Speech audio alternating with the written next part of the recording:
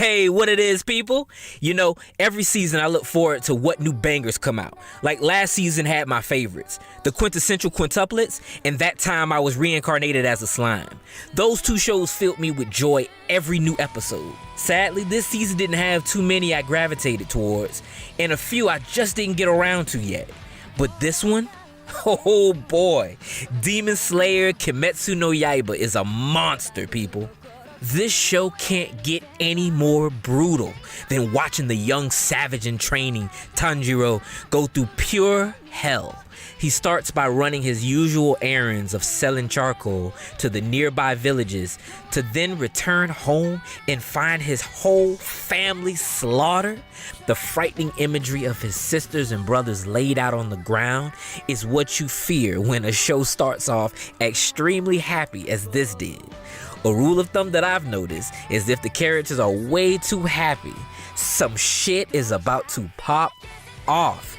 He also notices his sister Nezuko is still breathing and in need of help, so he trucks off to get aid until he's stopped by the village demon hunter waiting for the opportunity to off her head. Now, I won't go into the entire show because I'm pretty sure most of y'all are also glued to this show as well, but I had to set the scene, damn it. The way this show is crafted is just what I love about shonens. Stories that give you characters with perfect volumes of motivation needed to progress forward and grow as a person. Tanjiro's determination to turn his sister back to a human is really endearing, and I'm completely along for the ride.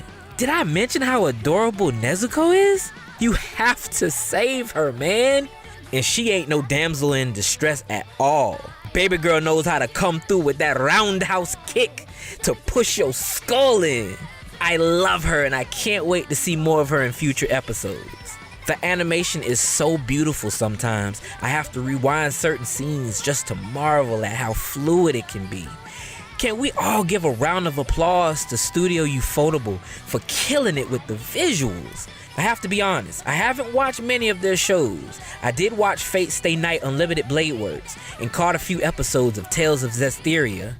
But man, they are really making a name for themselves with this one right here. The alluring animation when he does his Breath of Water sword style is breathtaking. It's so unique and it stands out in such a good way. I would love to see a making of special about this show, or at the very least an art book. And this dude, man, ever since I saw him in the opening for the first time, I was like, who is this guy? The menacing aura he gives off caught my interest. And he finally shows up in the last few minutes of the current episode, and it was a treat to finally put the personality to the face.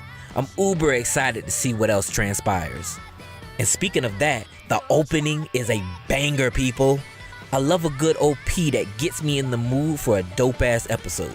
It's performed by Lisa, who has an amazing voice. She never disappoints, and she gives a lot of people a run for their money when it comes to doing these anime songs.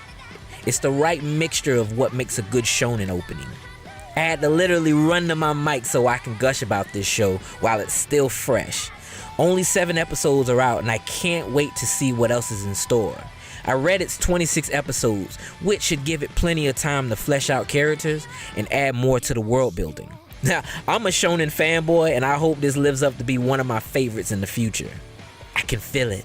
Now I'm gonna go ahead and I'm gonna catch y'all later. It's your boy Kamari. Take it easy.